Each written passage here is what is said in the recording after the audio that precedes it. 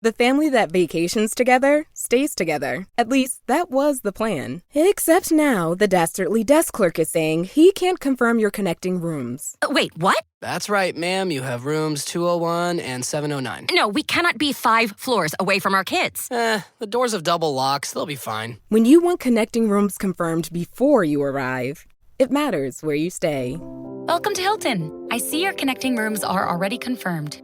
Hilton, for the stay. You are tuned in to the FowlWeather Podcast, the forecast to your next successful hunt. Coming to you from the home office, Jack's Reef, New York.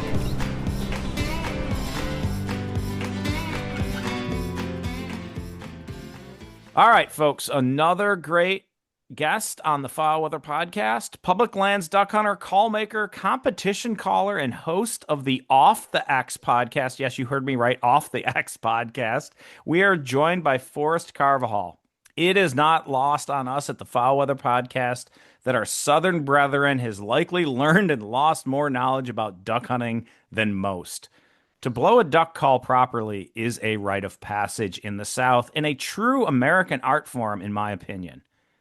Hunting the woods, dogs, pile picks, and more. We plan on covering a ton of ground today.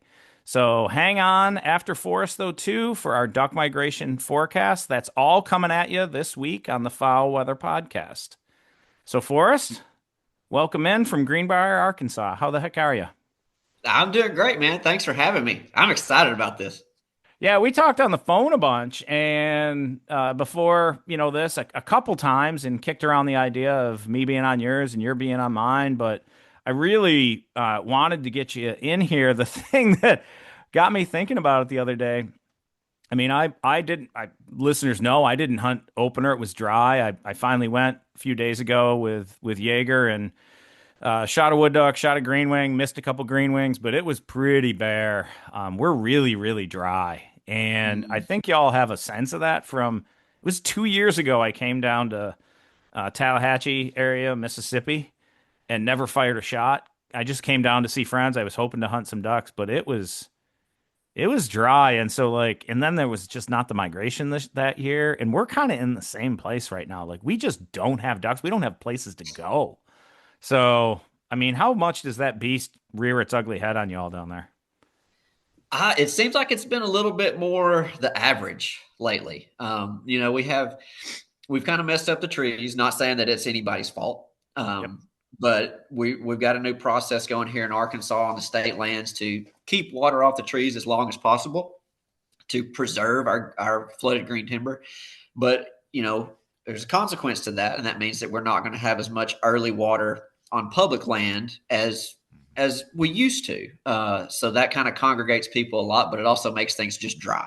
And dry weather and waterfowl they just don't seem to mix. Not to mention it's like 80 degrees outside right now, mid-October. We're not starting off great right now. Well, I hope it's coming because, I mean, we cooled off. We had frost a couple days. The day I went out was pretty warm. I was actually listening to Off the X sitting there, and that's where I got thinking about y'all in the marsh, waiting for the birds to fly, making sure I had a spot. It's been just really busy. Our refuge areas, which are really good, only has it's like a draw hunt thing, and there's I think 26 spots or something right now, but there's only 6 of them that are good, right? So your luck at getting in your chance of getting in into those spots is pretty low. And my wife and I are on each time trying to get in, and we just haven't had a chance. So we're left over with like the regular state land, dredges, and there's a few birds, but it's nothing. It's almost not worth it. I'm going for the dog. I'm going because the dog needs to go. Are y'all's places naturally flooded, artificially flooded, or how does that work there? Yeah, a little bit of both. Mostly what we have is emergent marsh, so cattails, bunch of invasive stuff like Phragmites, purple loosestrife, and all that. But we get some good stuff in there, arrowhead, water plantain, burr reed on the edges, and all the kind of sedges and rushes and stuff that drop some seed. But we do drawdowns, right? And then reflood, and so we get a lot of moist soil stuff too at times.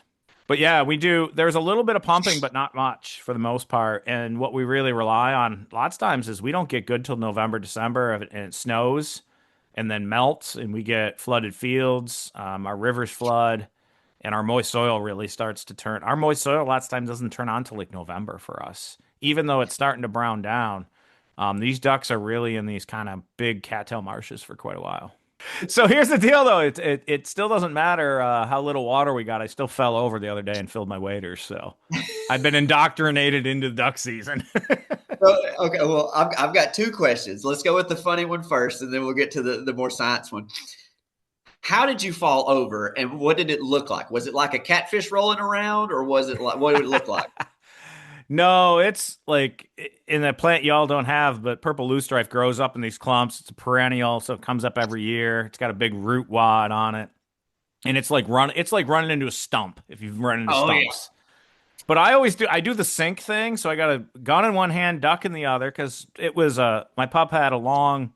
I mean, I hit this wood duck, but it sailed probably like a 80-yard retrieve. I walked out because it was still flopping a little bit, thinking maybe I'll have to help her clean it up, if it starts getting away from her. Don't ever want to lose a duck.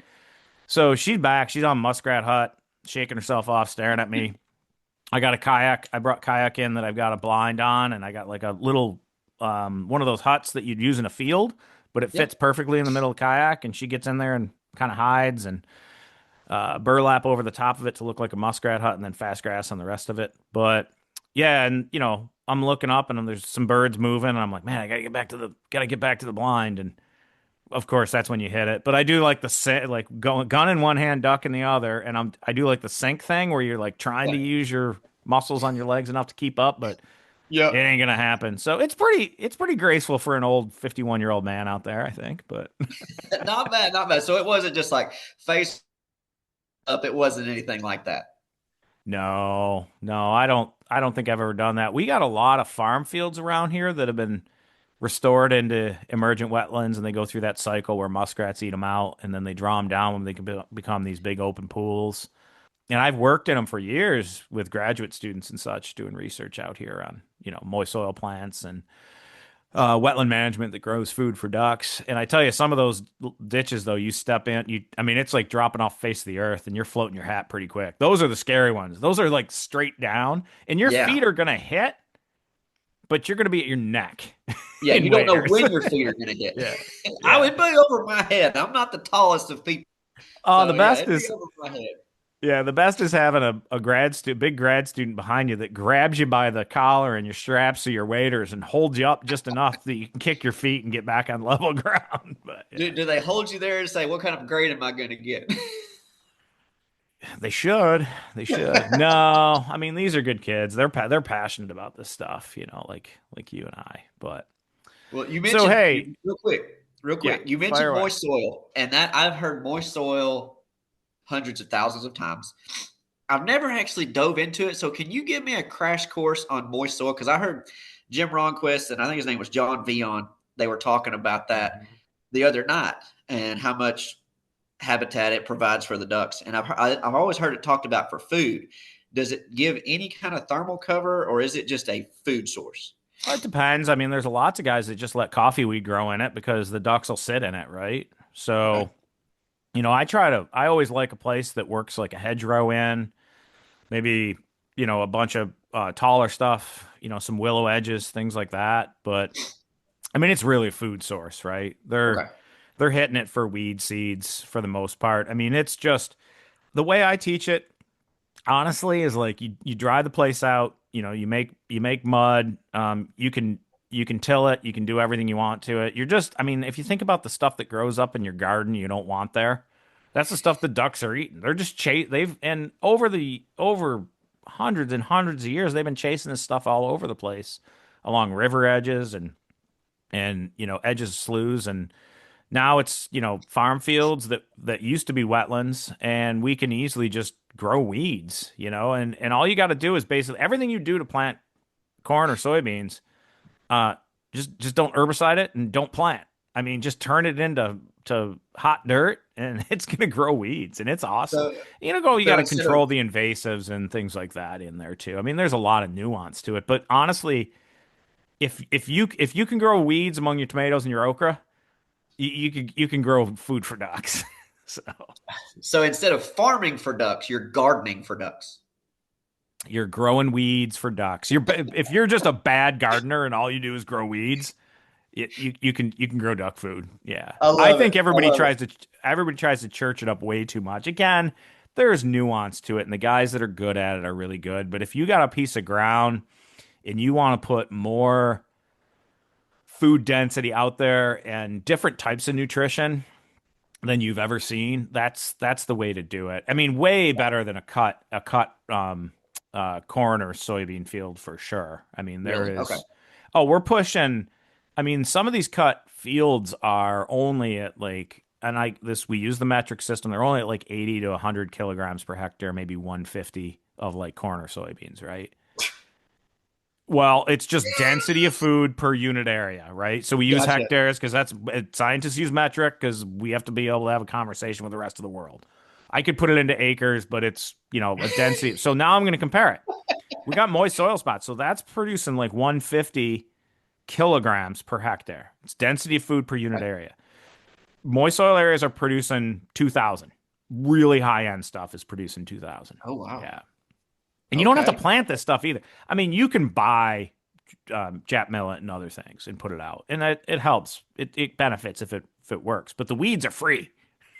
Right. Yeah. I'm like, they're just going to and they're going to reseed themselves. They keep coming back every single year. These domestic crops, I mean, you're paying in a lot. So, I mean, I love it. Is it hard to hide in sometimes? Yeah, but you got to find ways to, let some things grow like coffee weed or, make sure you got a hedgerow here and there. Don't rip all them out. But yeah, Gotcha. it's as high end duck food as you can get. And it's what they're after.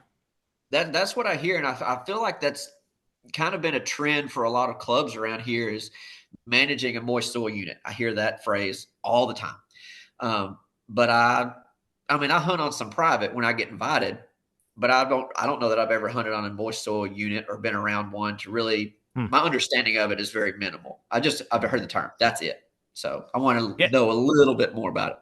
Yeah, in our part of the world, it's a go. I mean, I studied under Rick Kaminsky. My wife studied on wetland reserve program lands with moist soil all over the Mississippi Delta.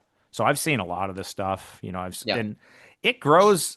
I mean, I shot some of my best shoots in South Dakota were in potholes that had dried up and then filled back up with water, and they were just weedy spots in fields, and the ducks wanted in them bad. There's a lot of food there, Yeah. But that's our go-to other than the emergent marsh stuff here. River systems. We don't have a lot of flooded timber.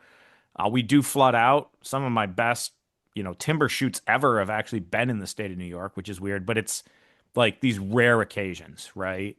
And it's not big mass trees. These are like silver maple swamp bottomlands. And the ducks are just coming in during the day to day roost in them. It's a lot like what y'all have. But amazing numbers when the mallards come through. But I wouldn't say I've lived here 13 years now. I've had it happen once. And then back in my college years when I was here, I had it happen 2 years in a row. So let's just put that together. 18 years, I've had 3 years with like really good, what I would call flooded timber stuff off the river to shoot. So it's way less predictable than you all have. So moist soils are kind of go-to is the secondary thing. Yeah. Is it a little bit more manageable, I would assume, especially, it's got to be more manageable from a private land aspect. If you can pump water, it's easy. Yeah.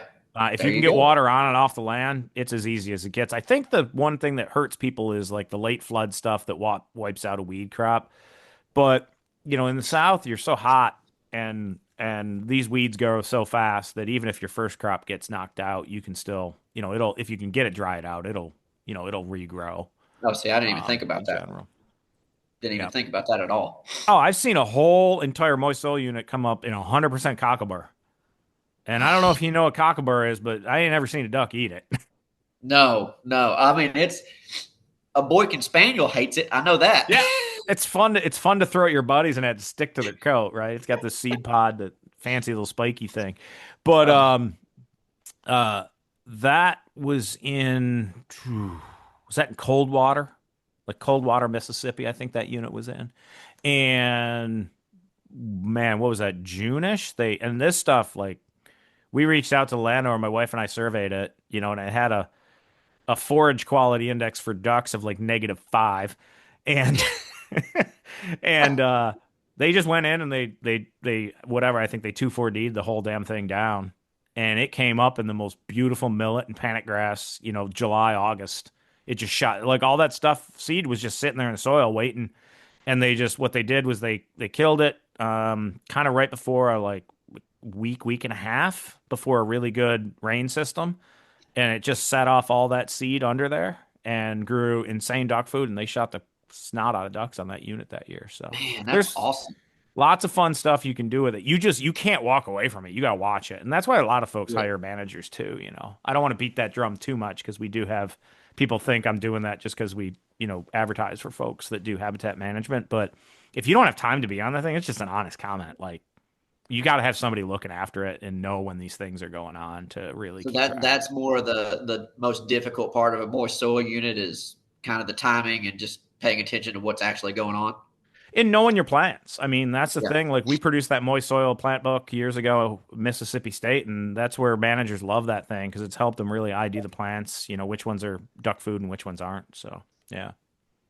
Chris Beckman sent me a bunch of those dadgum plants on his place the other day. I said, "Can you name any of these?" It's like, no, I got one. He did, though. I was on the phone with him. He called me. I did a porch thing the other evening and cocktail hour. I think he was still driving, working, but I was into cocktails at that point, late in the afternoon. And he rattled off like 6 different plants to me. Like, I'm like, Chris, did you just pull Sprangletop out of your what? And he goes, no, I used your book and I learned all this stuff. And I was like, nice. He's got a whole other degree. Man, that boy is super smart and he's really into it. I always appreciate a phone call from him. But yeah, same. But we do have to get into your duck calling stuff. So you are like, so we used to run coonhounds a lot as a kid, and there was like the Grand National Champion of coonhounds. So like you got like the world champion, Grand National Champion of cut down calling. And from a northern kid, we just don't do duck calling contests that much. So you got to tell me all about that. And it sounds like a pretty damn big deal. Well, I mean, I'm very honored to have won. Yes, I won 2023 World Cut Down. In the contest calling world, there are multiple world championships. There's the World Championship in Main Street in Stuttgart, and I would say that's the most coveted. That's the one that if you win that one amongst contest callers, it's like revered as like true world champion. Not that the others aren't, but it's like that's the epitome of it. And then you've got World Live Duck that's over there in Maryland. You've got World Cut Down, which is newer and it's kind of tends to be it's growing in popularity. There's a World Meat Duck that's in Louisiana. That is the difference in those. Main Street, that's the one with the ring and hail call. There's that. Mm-hmm. Cut Down has to be with the cut down call.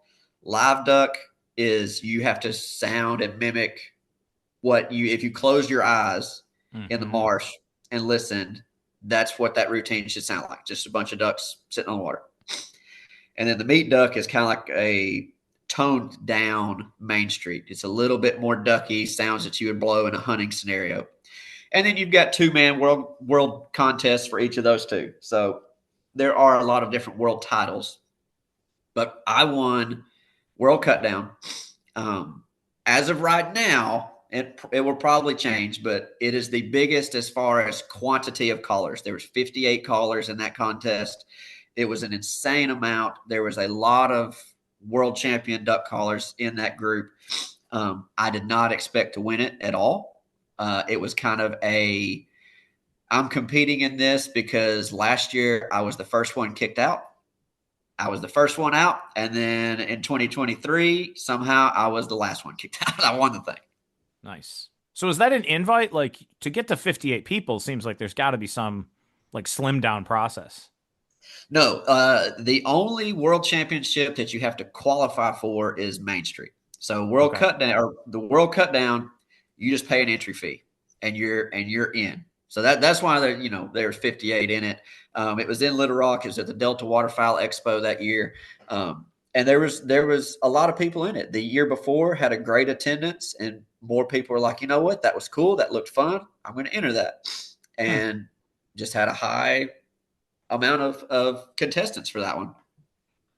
That's fun. And I didn't know that. Maybe I'll just like travel one day and throw my hat in the ring. I always thought it was a thing that you had that you had to like qualify for somehow, you know? So like the Olympics. No, the only one you have to qualify for is the one in Stuttgart. So you can, if you want to say that you've competed in a world championship, find one of the others and just pay your entry fee. And you can say, I've done a world championship contest before. So that's fun. I'll have to think about it one day. Again, and we'll get into it later, I just feel like y'all have to blow a duck call really well in the South, because by the time the ducks get there, a lot of the dumb ones are dead and haven't seen it all. And so you need to give them what they need. And I think that that's why a lot of the hardcore duck calling and duck calling competition stuff is in the South. But here's the thing, being from Greenbrier, Arkansas, first of all, I would not want to be a duck in your part of the world. I'd fly in the dark at night and at 100 miles high probably,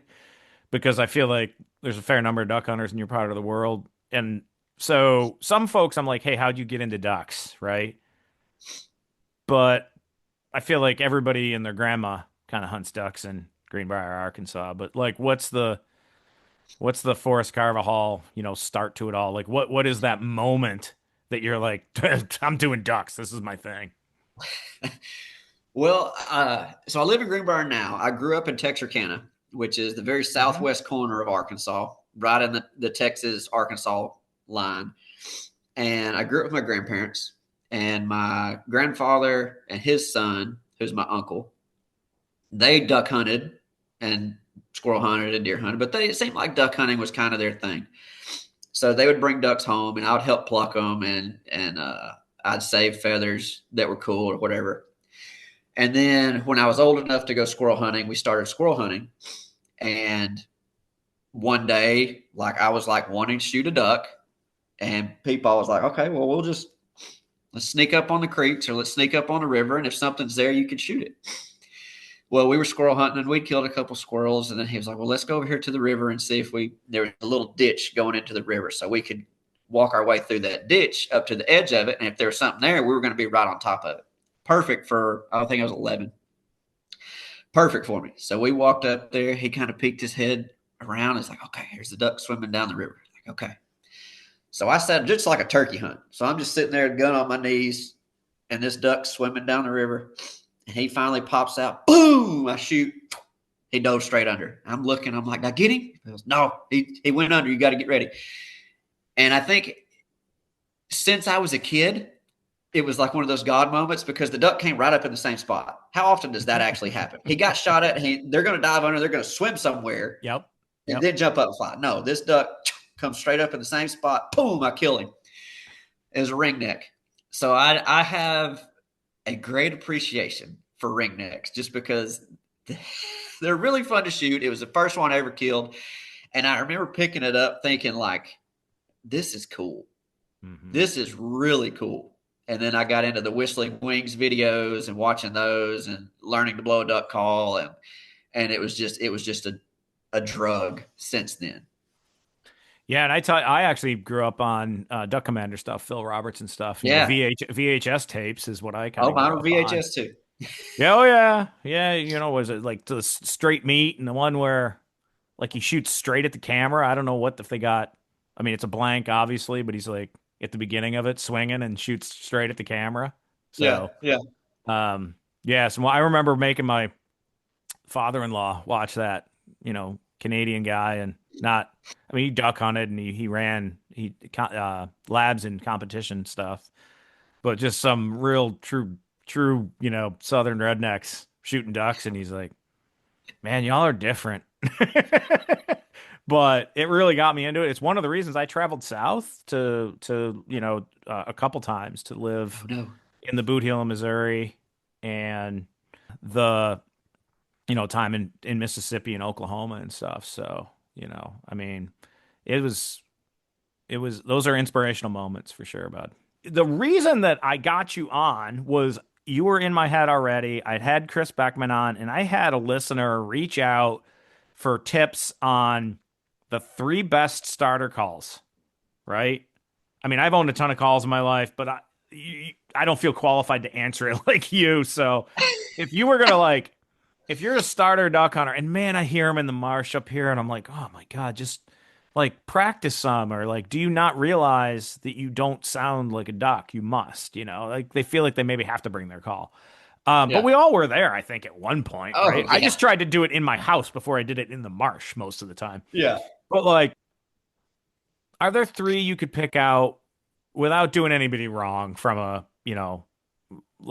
advertisement marketing standpoint or anything that? But 3 calls that folks could grab that might be something to start with, and then really how do you learn to sound like a duck? Yeah. So I was thinking about this question from when you sent the outline. I was like, I know these are the typical calls that people will say are the beginner calls, but I had to think about it a little more, because normally if somebody asks me that question, oh, double reed echo or single reed echo poly call, you're fine. You just get one of those. Well, those are basically the same as their acrylic calls. The tone boards are the same. Everything is the same other than the material. So I think really if you're going to get a beginner duck call, quote unquote beginner duck call, you need to think about how much you want to spend first. Because if you want to spend $150 and get a quality material, then there's a lot of calls that you could pick. If you don't want to spend a lot, you want to say, I want to pick the cheapest thing that I can get because I don't know if I like it, blah, blah, blah, whatever. We're looking at polycarbonates, and that's going to limit us a little bit. So like I said, an echo single reed, an echo double reed in poly, those are great calls to start with. And another reason they're great to start with is because they're going to be the same tone board. They're going to be the same design as the acrylic timbers that might be $150. So if you wanted to jump up in material because I like this sound, you can jump up to that next call that's a little bit more expensive and get a little bit different sound, but it's going to operate the same. Does that make sense? Yeah, for sure. And that was my comment to somebody recently was it was and I don't do my goodness, don't debate on Facebook. It's stupid, or social media anywhere. Make a comment, but if somebody wants to keep trolling you or whatever, just get out. But I always kid was asking what should I start with? And I went a little higher end, right? The comment was the Haydal, normal, whatever, clear poly Haydal call. You give them $15 or something. And my comment was well, what you said, I really think if you are in it to win it and you're going to stay in it, get something that's going to make real sounds. I would say, and if you have the change, spend that $150. A lot of people don't, right? Or they just don't know if they want to stay in it. So then just dabble in it a little bit, get comfortable with maybe making something sound like a duck. But I kind of went more in on here's some stuff at that 150 level that I think is a pretty good call. And I think you're going to advance faster with those because they've got, more. You got to find the ones with more range, though, because some of them are they're harder to blow sometimes, too, because they are for people who have had some time behind a call. That's true. And there is a difference. Like the DR85, what you brought up, the Haydel DR85, that one is a Louisiana style. So it's got a floating wedge to it. Okay. So that's a little bit different than the Echoes. They're going to operate different. The air that you put into them is just a little bit different. So if you're a beginner and you start with a Haydel that has that floating wedge, and then you tried to go to a J-frame, then it's going to feel odd to you to switch to that duck call. There's nothing wrong with that. But if you start with the J-frame styles, you can stay with those. And then if you switched over to the floating wedge, which is the Haydels, or our buddy Chris Beckman's, which his is a different level. It's really all about finding one that the presentations are going to be the same. There's a lot of great duck calls out there right now. There's a lot of great duck calls and a lot of great call makers. So the next step that I would say is really look in your area. Like if you lived in New York, try to buy a call the call maker might be close to you. If you can do that, then you can have them Like, oh, I need it tuned a little different for me for my air presentation. Because that's a big thing, because I can blow an echo and somebody else next to me, Johnny Duck Call, who works at Echo, he can blow it. We're pretty much the same size. We're similar builds. And he can blow the same one, tuned the same way, and it's going to sound different. Well, our voices are different. Mm-hmm. So obviously it's going to sound a little different. When you get into how you tune a duck call, it's very small amounts. So if you can find a place that's close to you that makes duck calls, that's a great place to start. Like if you live in Louisiana, you've got Singleton, and you've got Kent Eason, and you've got Haydales, and you've got Ricelands, and you've got all those things. There's probably more that I'm forgetting. If you live in Arkansas, the list is gigantic, whatever. Yeah. So that's something that I would say is, if you can find a quality company that's close to you, I would start with one of their calls and see what you think of it. Yeah, I like that. It's, the buy local thing, but for duck calls. You can appreciate that. Yeah. I mean, that's a good idea. And plus, you're going to get relationships that way too. You're going to meet people that, so-and-so, and you blow his duck call or whatever. That's a good thing too. Now, as far as the air presentation to it, I think the hardest thing is learning that quote unquote grunt to start the note. That has been the most difficult thing for me to teach people, because when you say grunt, people will start using their voice. You don't really want to use your voice a whole lot when you blow a duck call. You can add in some, and it's not going to hurt it, but you can definitely go overboard and feel like you're growling into the call. Mm-hmm. What I usually tell people is, when you blow into the back of the call, like if you're blowing the insert, you should hear it. That sound like you've been punched in the gut, or you've got to pick up a big bag of seeds or whatever. It's that little tighten your stomach, and it's coming from there. That's where that sound. That's where that comes from your gut. Yeah. Yes, that's where that air has to come from. Mm-hmm. Yes. And the thing that I always had trouble with was, when I was learning, is people say, open your throat, open your throat. That's you got to have hot, clean air, open your throat. That didn't work in my brain. It just didn't, like, I can't get that feeling. So they'll tell you, well, fog up a window. That's how you have an open throat, hot, clean air. Well, I was trying to do that, trying to figure out, okay, what's this actually feel like? To me, it feels like my throat muscles are very loose instead of open. I have to think of, okay, don't tighten my throat, loosen my throat. And that feeling helped me get like, okay, that's how that air is supposed to come through.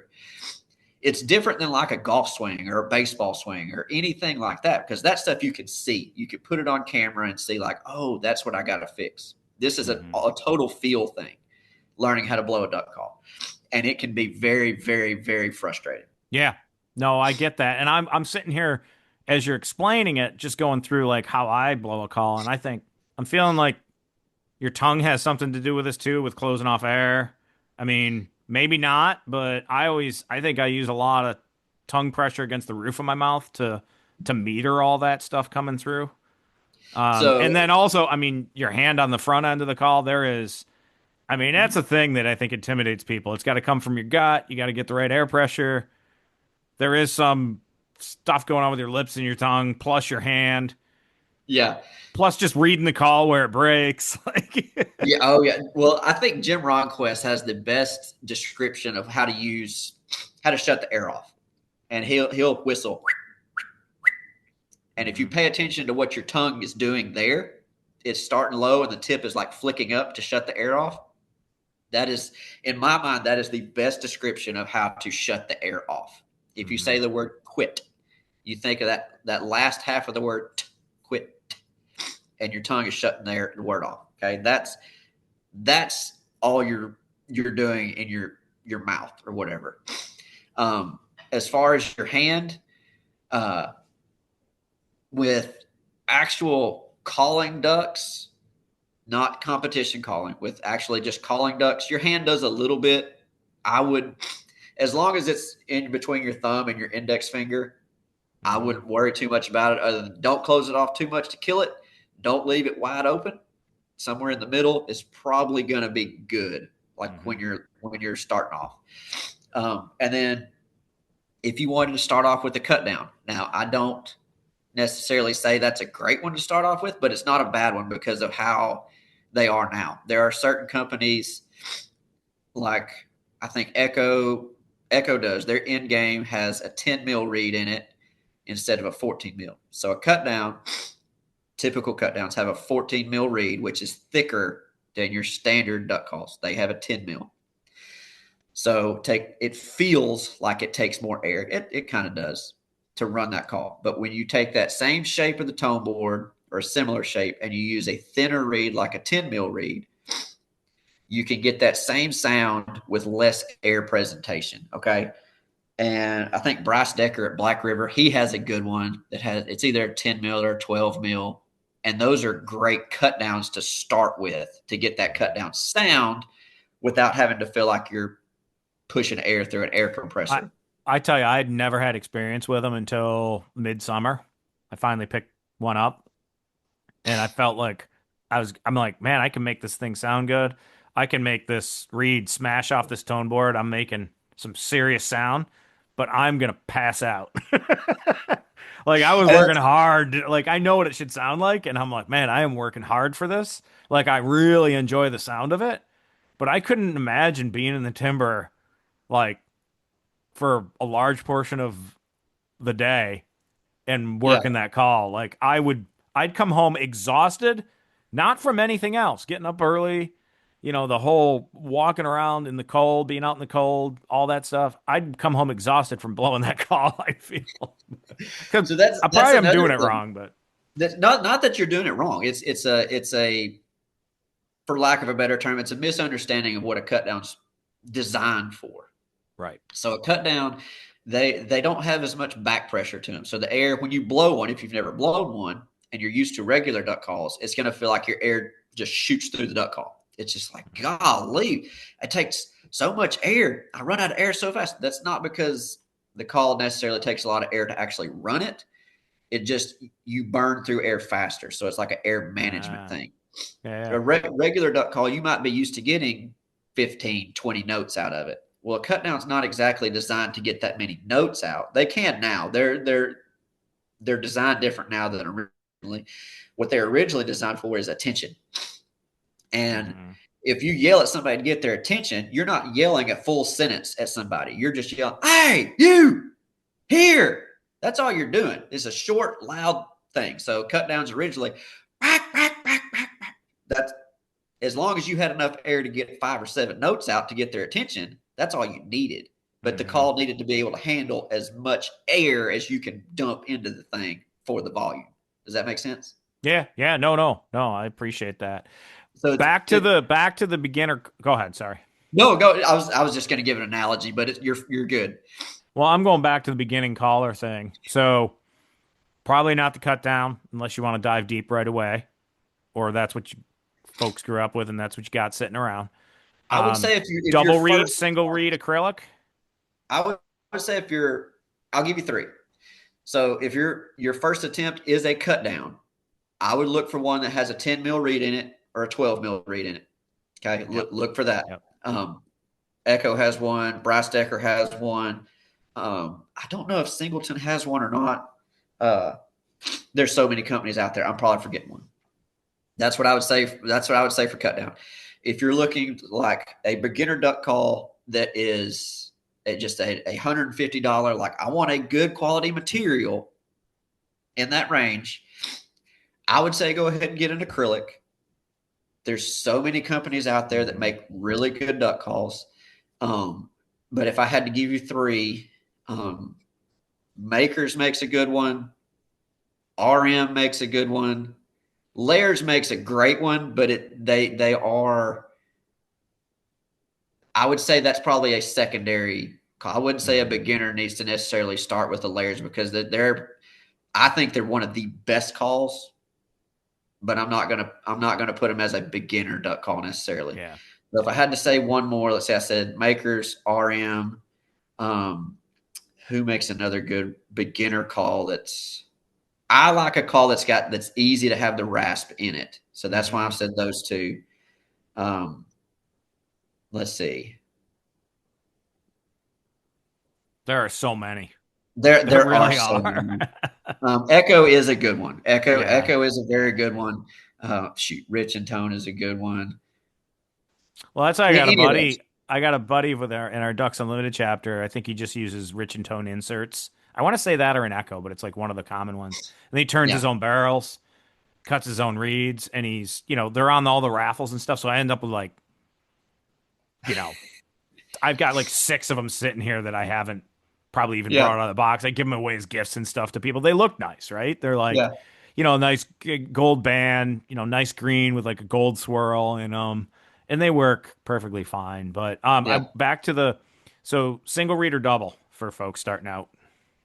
I typically recommend a single because it's kind of like you might as well learn to run on a little bit more versatile call. Now, this gets into opinions. That's all this is. It's single read and double read. It's on opinions. Me and Chris love talking about this stuff. Chris makes a phenomenal duck call. This episode is brought to you by Indeed. When your computer breaks, you don't wait for it to magically start working again. You fix the problem. So why wait to hire the people your company desperately needs? Use Indeed's sponsored jobs to hire top talent fast. And even better, you only pay for results. There's no need to wait. Speed up your hiring with a $75 sponsored job credit at Indeed.com/podcast. Terms and conditions apply. Like, great duck call. He likes the double reads he gets, but his double read is like it's on steroids. It's not what your typical like if you bought a DR85 Haydale and blew it compared to what Chris's double read is, you're gonna be like, okay, they're different. I can tell that they're different. I'm blowing one right now, and I'm I'm learning on it. Let's say that, but it's solid. It just absolutely. It takes a little bit of an adjustment for each person, but man, it runs great. We'll put it into these different terms. They both can be ducky. They both can be very ducky. If your main goal is just pure realism, I'd say go ahead and just go with the double read. Start with a double. Mm-hmm. I would say if you're wanting versatility for as many duck sounds as possible, and you want to learn to where you can advance maybe possibly into the competition stage, go with a single. Yep. We'll put it there. But like I said, it's opinion, and you can go. It just depends on who you ask. Yeah. I like single reads. I wish I would have started on just a single read because it did take me some learning to jump from double to single. But that's what I would say. Yeah, I had a Coca-Cola for years that was a single. I still got it kicking around here somewhere. I just find that what I'm not good at is tuning them, and as soon as they get really out of tune, then I'm just like, just go get another one, because it's just fun to run through and own a ton of calls too. It really absolutely. Is. Like that's the enjoyment I think of it. And I have a big cardboard box full of calls, and I think in retirement I'm just going to start working back through them from the first one through for fun. Take the time to tune it, really just be more patient as I age. But hey, I've got a quick question for you. Yeah, fire away. Sorry, because you mentioned Coca-Cola. Sorry, I like to go over in time, so you were just gonna have to deal with me. We might have to do 2 episodes. How many days have you had empty skies over the duck blind? Your property can be more with Wildlife Strategies. It is no secret that hiring a consultant, an expert in managing water, woods, and fields, an expert in duck food, an expert in hunting pressure management, hiring a consultant yields better habitat for the critters you chase. Less empty skies, more quality days afield, more smiles for miles with family and friends. If that's your game and goal, contact Ryan Delaney at ryan@farmlg.com for a site visit.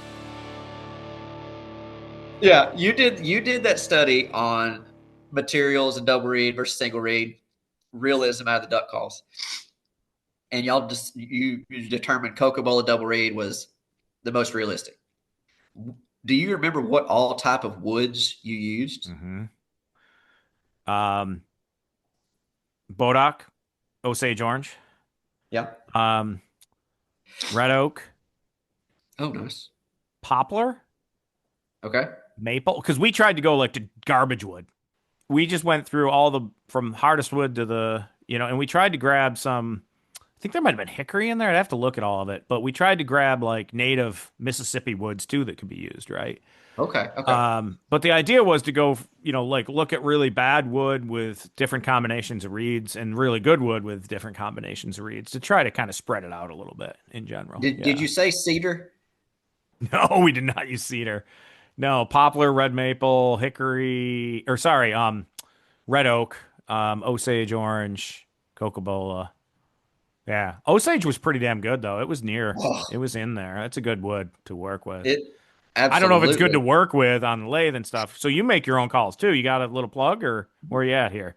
Oh, I Like, mean, you're good. Pond Creek duck calls. That's what I make. Yes, but no. The reason I asked was because there are certain woods that are close to my heart that I'm like, oh, I freaking love these. And I mentioned cedar. I've hunted a cedar call for the last 2 years. I love the sound of cedar. really? Yes. Wasn't Oh my like the gosh. old? Wasn't the old olt? Some of the olts made out of cedar. I You get me think. lying if I told you. I think I My old remember. history is not great. No, I just remember an old. I don't even know the numbers on these things, but I remember it smelling like cedar. So Yeah. is it that, or do you think they actually like sound decent and work well? And I mean, Cedar? there's a lot of vibration in the wood while you're blowing the call for sure. Yeah. So you mean cedar? Yeah, cedar, yeah. So the thing with cedar, And I feel like you're pulling my leg, but go for it. no, oh no. I've hunted it for the last 2 years. It's it has a little bit mellower, softer sound because it is a soft wood. It's not super hard. It turns great. But when I tell people this when they order a call, if they order a cedar call, the main thing that you got to watch out for is it does warp easy. So it's not like a call that you hunt with it, throw it in your bag, or leave it in your truck.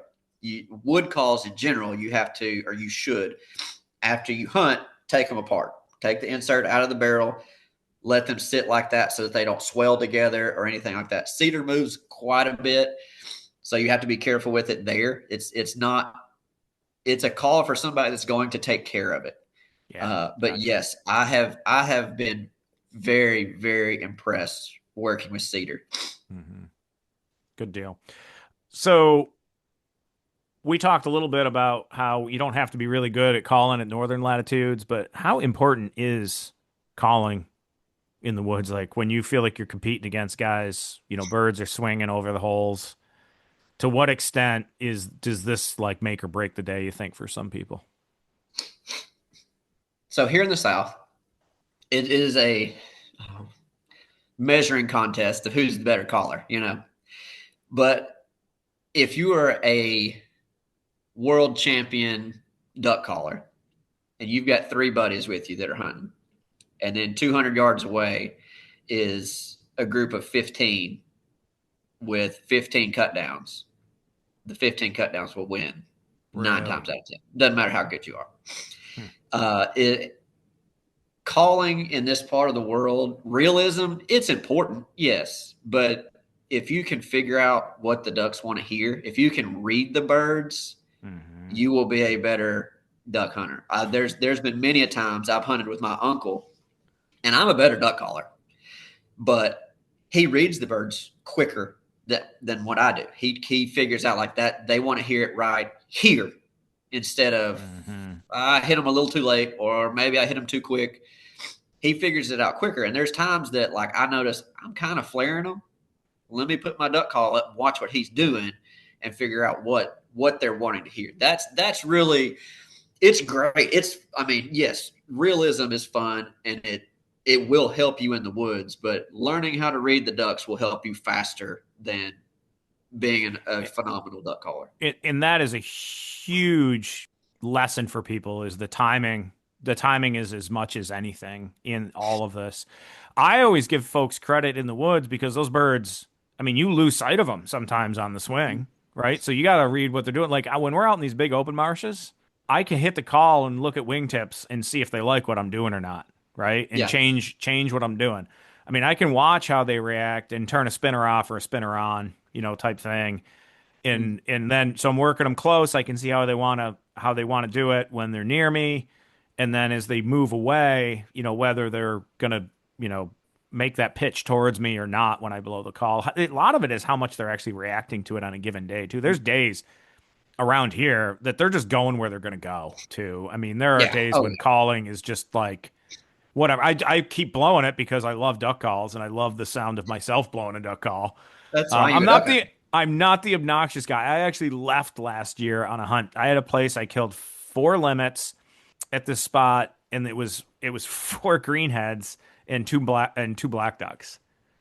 And then one day I went in and there were guys on the river just hammering, like highballing their brains out at these birds. I killed 1 black duck and I went home. And what pissed me off more about it than anything is they were crushing birds. They were pulling them out of the stratosphere. And it's the thing that I'm like, man, don't. But there have been days where I'm like, well, let me just try this one time. Well, that worked. And maybe they figured that out. They could just be the kind of guys that blow a duck call like that all the time, every day, too. And they just got lucky that day. So here's a spot where it does help you to be a good duck call operator. We'll call it that. It happened on a hunt last year. We were hunting private place, so this wasn't a public land where I was competing with anybody else. But we were hunting ducks that we had hunted 2 days before. We were hunting the same place. It was the 3rd day. It really wasn't that we had any places to hunt. It's just it was our vacation. This is where we're hunting. We're going to hunt it multiple days in a row. And the 3rd day was like, dude, they're not. I can't get them to do nothing. I can't get them to react, nothing like that. So instead of the typical sound that I was making, I started making a high hen. So what a high hen is just you raise the pitch. So instead of well, I hit one group like that, and they turned around and they came back. I'm like, okay, I don't know if I hit them at the right time or if it was just the high hen. Yeah, I did it again in a different time, and they liked that higher pitch sound. So if it just gives you another tool in your bag, the more sounds that you can make. Same thing with the cut down, man. I mean, I don't make a cut down. I only make J frames, but I do carry a cut down with me. And I was hunting one day. I always start with my calls. I was blowing them. Ducks were flying around. Couldn't get them to react. They just didn't want to do anything. Fine, I'll blow the cut down. And I kid you not, they're high group of ducks, and I pull the cut down out. Whack, whack, whack, whack. And they just like locked wings, holding pumpkins straight down. And I'm like, well, crap. I guess I'm going to cut down the rest of the day. That is good. Hey, let's change the tone. I just want to whip a different one out here. Pile picks, good or bad? Pile picks, good or bad? I like to kind of, stir the pot once in a while. We'll go with, but yeah. I don't feel like it is. I think you guys covered it on the Off the X podcast the other day a little bit too. So we've covered it multiple times. And my opinion goes in and out a little bit on it. Originally, I'm like, I'm not big on pile picks. I mean, if you've seen one pile pick, you've seen a million pile picks. But the more I think about it, the more I look at them, the more I'm like, okay, they're not going to go anywhere. So let's make them good. Let's make a pile pick a good pile pick. I don't want to see just the ducks. Whatever. Give me the dog. Give me people in it. If you're in it, smile. Good. For heaven's sake, just smile. You had fun that day. You might as well smile. So we'll just rank them. So like a pile pick with a bunch of buddies smiling and their dogs, that's an A. Just a pile pick of ducks, that's bottom tier. You can do better. we'll say that. We'll just leave it at that. We'll leave it at that. And there's a lot of in between there. My thing, my thing is, and we talked about it a little bit before we got on, is that I'm good with it. I feel like it's a proud moment. Yeah, maybe sometimes, guides got to have these things to promote their business. Guys want to shoot ducks when they pay money, right? Absolutely. I mean, folks just want to shoot ducks. I shouldn't say guys. My wife hunts. A lot of good women out there picking up more and more women duck hunting nowadays too. So yeah. I should say folks or y'all, but whatever. So folks are out there working for it. Some of these are just proud moments. My thing that I get to is I think it does create an unrealistic expectation, and that there's way more days that doesn't happen than when it does happen. And so that's what we as hunters need to be realistic about. I think just all these pictures, we got big bucks showing up all the time on social media across New York right now that people are killing. And most of us, that's just a lot of people on some of these social media pages. And how many people are really killing, 140 class plus bucks? Not many. Not many at all, right? When you think about all the people out there in the bow woods right now, not many. And so you shouldn't have that expectation. You can work towards all this stuff, but you should just be happy with the days that happen. I think it really does create like almost a unrealistic expectation of what your season is going to be to a large degree. Expectation. I think that's one of the most important things that we don't talk about enough. And so I'm going to ask you the question first, and then I'll answer from my perspective. But what is your expectation when you go duck hunting? Kill one duck.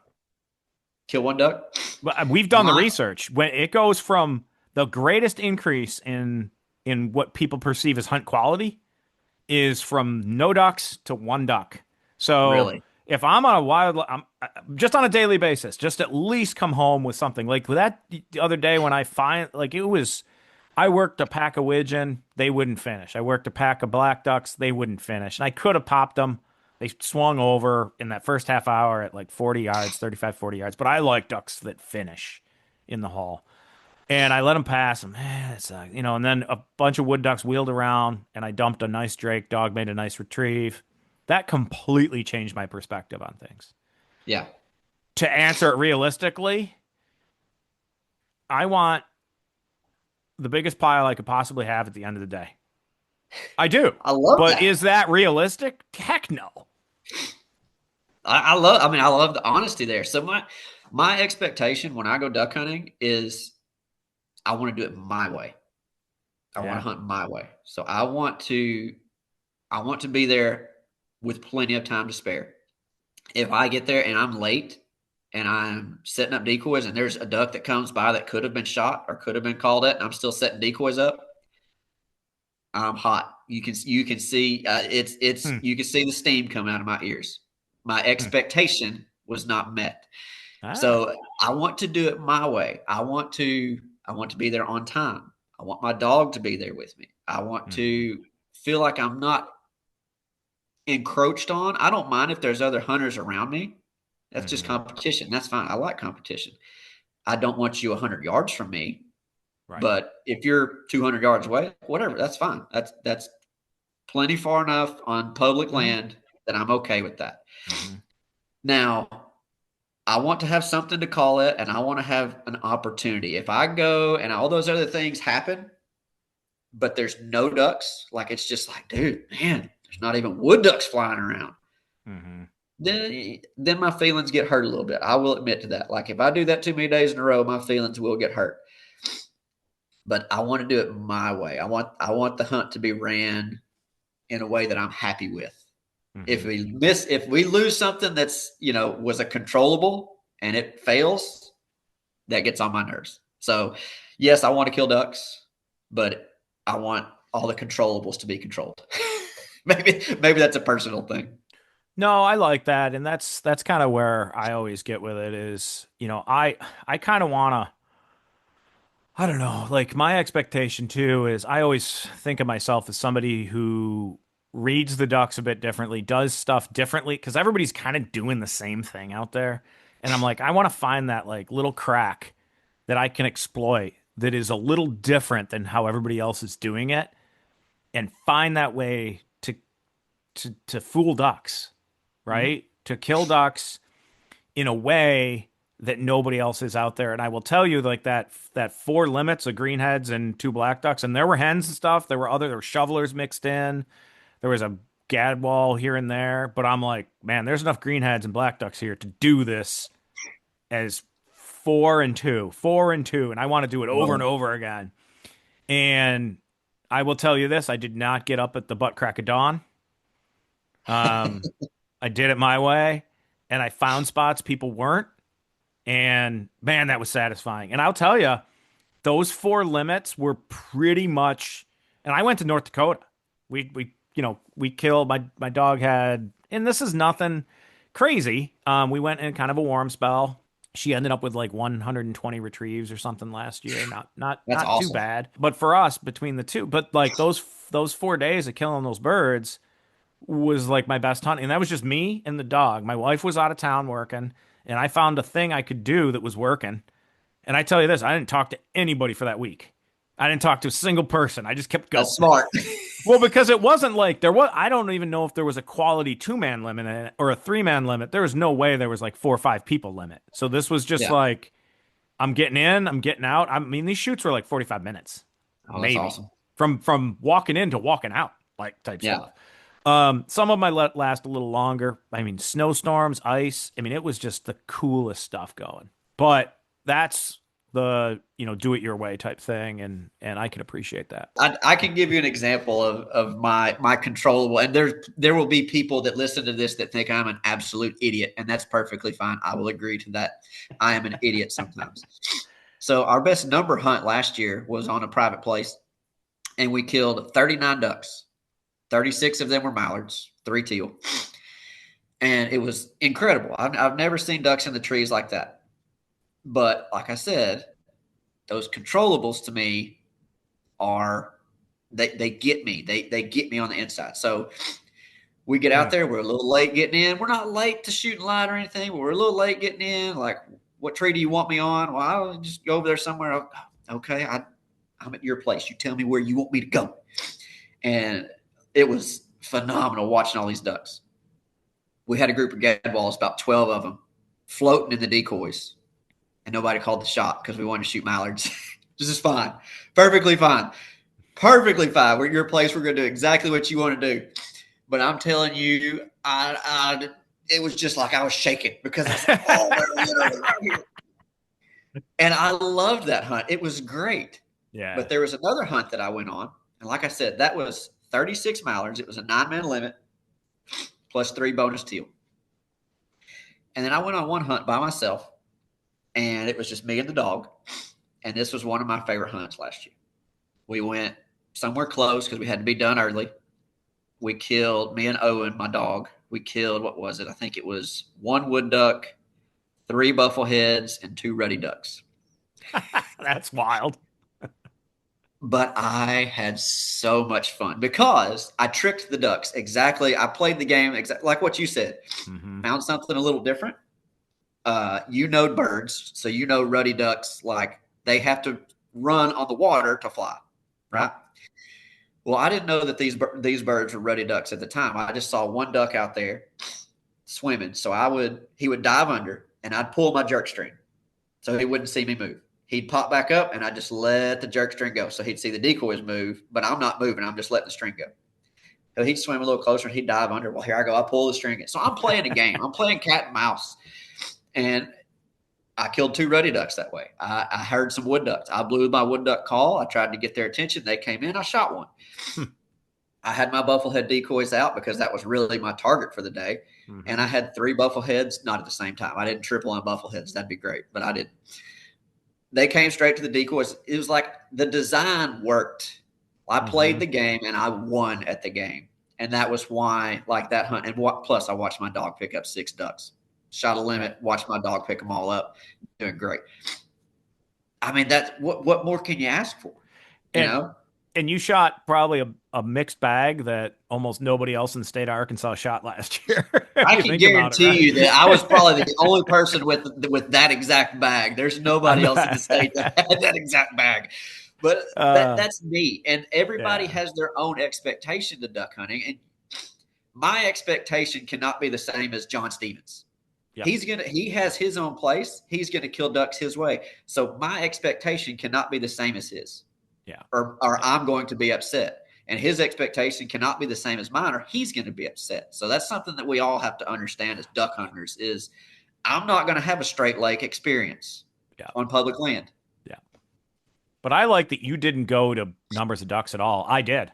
In that when you asked that question, I like that you went for something else, because I think most of us think about it in those metrics. But then so let's just go for the jugular here. What's your expectation for the coming duck season? I expect, as far as hunting conditions and everything else, to be almost identical to last year, unless something changes. Mm-hmm. So I know going into it, if I'm thinking I'm going to kill more ducks than I did last year, which actually I did kill more ducks last year than I did the year before, which we thought was a bad year. But I think I had double last year from what I did the year before. Mm-hmm. So I'm expecting, which I did have a 39 duck day, or I say we as a group did. I'm expecting it similar, but what I want to see is I want to see my dog pick up ducks. I want to see him pick up ducks. I want to hunt and feel like I got to hunt my way. If there are expectations and goals to push a little bit harder, then I would improved on my ability as a hunter on public land to go up a little bit. So that's, if I have to pick something in the numbers, that's what I would like to see. Yeah, mine right now, given that we go to like November 1st and I don't see us coming out of this dry stuff. And man, I could really push and find water and kill a few birds, but I'm kind of I'm gonna pheasant hunt a bunch with the dog. And then I'm going to hope that December turns into what it did last year for the mallard migration out of Canada to us. And I don't know. Right now, I think my expectation is low. Let's go. I'm just going high, medium, low, and it's pretty darn low right now. It makes me feel bad. My pup's 8.5 now, and she had a really good year last year, and I'm like, we're looking at getting a puppy in the spring. The old boy, he doesn't have anything left in him. We literally drive around. These are stocked pheasants. I drive around the truck till I see one down a berm or something where I can hunt, and I let him out, and he runs like 50 yards, and I shoot a little over under 20 gauge at pheasants. And, I can usually, those things are dumber than a post, but man, the dogs love them. And, I'll just they'll look at you and you can see them. They stick their heads up like 3 roosters and they tuck into some cattails, and all you do is walk the dog up. And I don't care if he's, 11 and a half and he has seizures, and having a half seizure, he could probably still flush one of these dumb pheasants, but he loves it. He doesn't know the difference anymore. He's just happy that there's birds, Yeah. So he knows when we're driving around looking for birds, you guys head out the window, and sometimes he sees them. That's fun. But the 8.5-year-old, she's still got a lot in her, and we'll drive around and stuff. But, I got low expectations, but I've always got, high expectations for good times with my dogs. So that means, and they make me go more than I normally would. They keep us honest, I think, right? So yeah. What do you got? You got a black lab or a chocolate? I have a yellow lab. You do? Lab. Okay. Sorry. Yep. I missed that completely. No, you're good. He's 3 years old, 3.5, I guess. This will be is this his third season? Yeah. I think it's his third season. Yeah. He's 3.5. 2.5, 1.5. Yeah.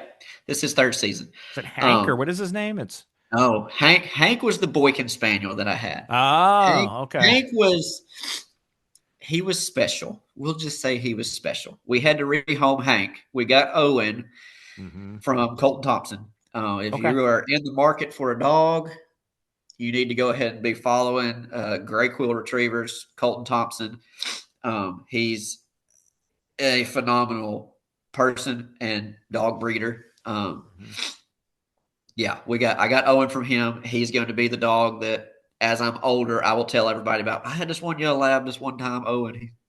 But that's him. He's over 100 birds for his career, but last year he was in the 90s. I was trying to get him to 100 at the end of the season.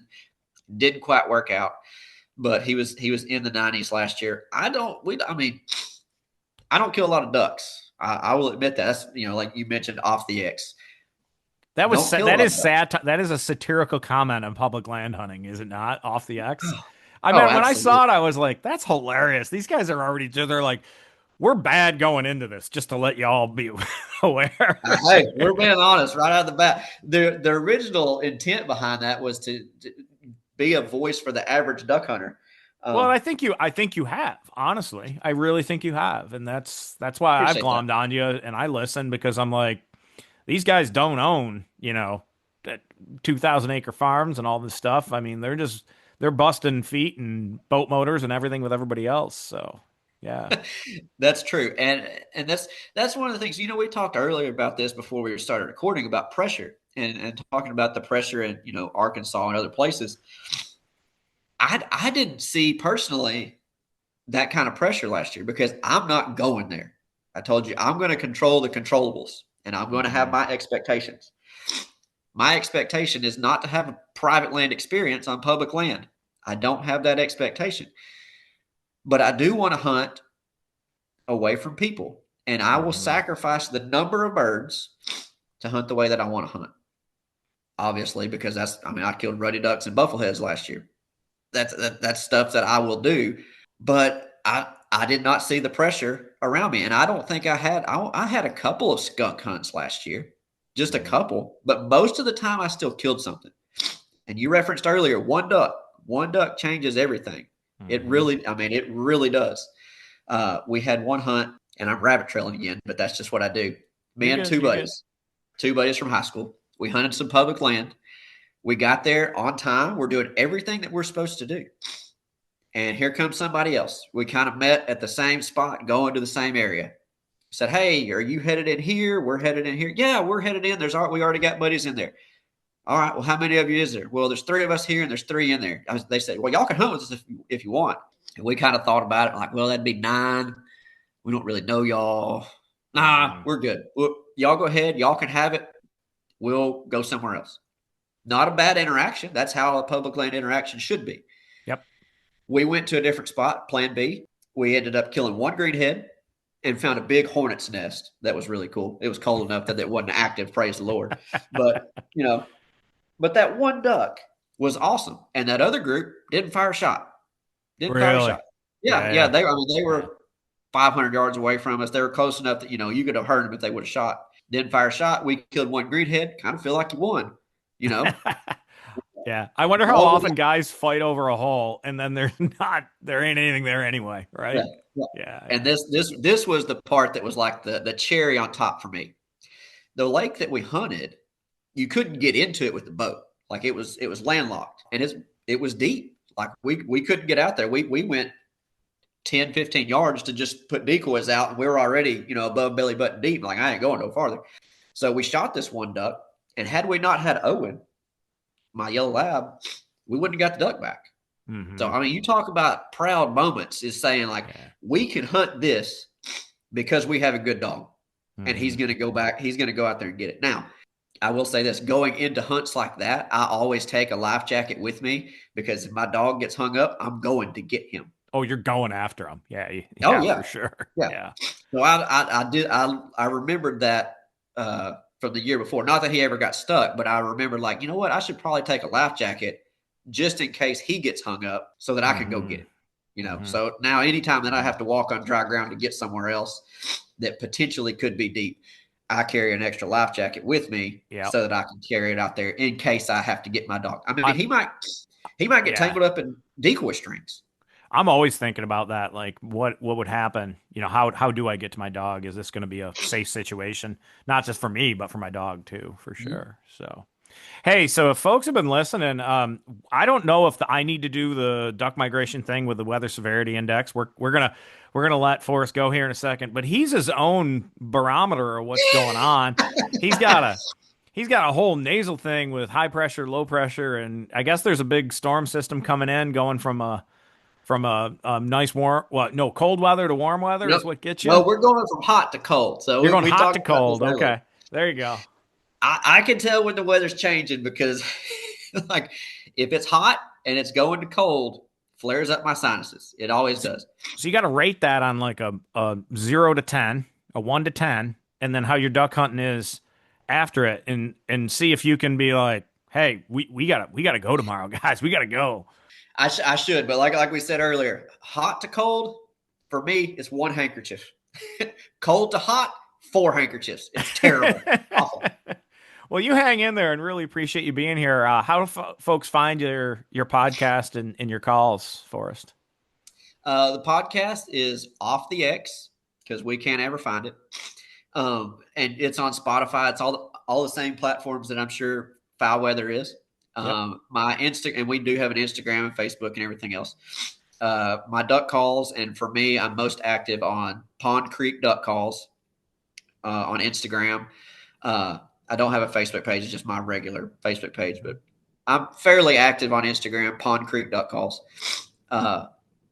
Pond Creek is actually the NWR that I grew up duck hunting. It's where I killed my first duck, where I killed my first band, all those things. So that's why I named my duck calls after that.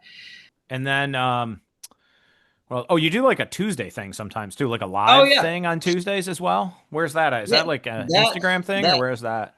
It's on Instagram, and it spawned out of I started trying to drum up some business. So I was like, well, I'll do these tune-up Tuesdays. So I started doing those. I think it was last year. And every Tuesday I gave a duck calling tip. Well, there's only so many duck calling tips that you can give before you start faking them. And I'm like, I'm not faking duck calling tips. Not going to do it. So I was like, well, let's just do a tuned in Tuesday and I'll do a live and see how it goes. So nowadays I do a live and usually it's going to be duck calling related. So I have other contest callers or people in the industry. Most of the time it's a contest caller or duck call maker. And we will talk duck calls and anything else that happens to come up. Obviously I like chasing rabbits. So good stuff. Yeah. You're never a loss for words, and really appreciate what you're doing for, what we call Duck Culture USA. I always feel like I leave the Canadians out. We do have Canadian listeners too. I feel like those kind of two things go kind of hand in hand. Duck Culture North America just doesn't have that ring to it. But I know you're putting out good information. I think you're helping folks understand what public land hunting is like. You and your buddies have just a great conversation that I think is real level-headed about all the stuff that affects public land hunters out there, right? And that's a large majority of us. So keep up the great work, Forrest, and give your crew all my best. And we're gonna get you out of here, and we're gonna get into the duck migration forecast now. So thanks so much for being with us. I really appreciate it, and I have learned so much from you and your podcast. Thank you, Michael. I'm humbled by the folks who listen. So thank you, sir.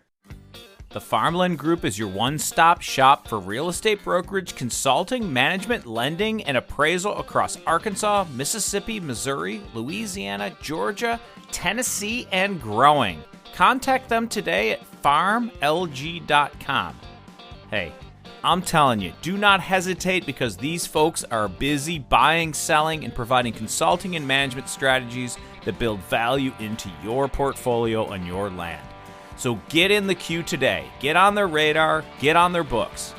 Man, y'all won't be disappointed. Contact the Farmland Group today at farmlg.com. That's farmlg.com. All right, and here we go into this week's migration forecast. I feel like last week we gave you at least some hope for some bird movement. A lot of the country still remains pretty darn warm. But again, this week, the West is the best as a cold front hits Alaska, moves into British Columbia, over into Alberta, Saskatchewan, Manitoba, and slightly clips North Dakota. The most severe WSI values are found in Alaska this week, and it is the only place with potential for mallard movement because of weather in the coming week. In general, a sustained freeze throughout most of Alaska pushes ducks out. Expect a major movement in the Pacific Flyway this week. Some of these ducks are also going to jump over the Continental Divide into the Canadian prairies and northern U.S. prairie states like Montana and North Dakota as well. But mostly early in the week, we should see a strong movement of pintail, and then later in the week, a moderate mallard movement is expected in the west. Other species like gadwall, widgeon, green-winged teal, and shoveler, those earlier wimpy ducks, will see movements out of the Canadian prairies and some northern states into places farther south, kind of on a line from about central Colorado over towards central Iowa. Everything really moderates substantially, though, as we move east into the Mississippi and Atlantic flyways for the most part, and I'd expect a stale week in general for these flyways. Again, some of those wimpy ducks will kind of move into the upper portions of the Mississippi flyway and, maybe as far south as kind of like Iowa, but mostly that's going to be a Pacific and Central flyway kind of a thing. The good news is that rains will return a bit more to the northeastern U.S. and eastern Canada, with some areas getting up to nearly 3 inches of rain by next Saturday. Most areas of the northeast U.S. and eastern Canada, though, are going to see something more like an inch of rain during that same time period. Arkansas, too, and kind of central to eastern parts of Oklahoma, some places are going to be in the 2-inch rain realm. So if you need to start catching water, now is the time. But mostly not much of anything to make ducks move weather-wise in the Atlantic and Mississippi flyways this week. For those of you that have open seasons and your early ducks have shown up, this is kind of a good thing that they're going to be sticky and hang around this week at the northern portions of both the Mississippi and Atlantic flyways. But here's the deal, right? What we're really seeing is movement early in the week for the wimpy ducks in the west, and to a lesser extent in the mid-continent, and a moderate mallard movement of mallards out of the most extreme north and west areas of the continent. Your best bacon days are the days you're better off just going in the blind to cook bacon rather than actually shoot ducks. That are going to be in the Atlantic Flyway at the beginning of the week with warm temps and mostly south and west winds. If you're going to try to shoot this week in the Mississippi and Atlantic Flyways, really look for late in the week and any kind of weather system that is going to, in wind that's going to make ducks move around. It's going to kind of be a stale week in general. I don't make the weather, folks, and we can't make every week a migration week. So again, good in the west, looking strong, even mallards moving, but as you go east, it's pretty stale. So we are looking to have our long-term seasonal forecast ready in 2 weeks. The Foul Weather Podcast team's been hard at work collecting data. Lots of action in the Arctic snow and ice cover that is giving us some strong hints of the winter to come. Also, we are under La Nina conditions in the Pacific. Not a full-blown La Nina event, but sea surface temperatures that hit the cold level that they need to be at to trigger official La Nina conditions. So stay tuned for the long-term forecast in a few weeks. Hey, folks, thanks for listening. Forrest Carvajal was awesome. Really appreciate having Forrest on again. So thanks for listening. And as always, may your skies be filled and shoot straight, my friends.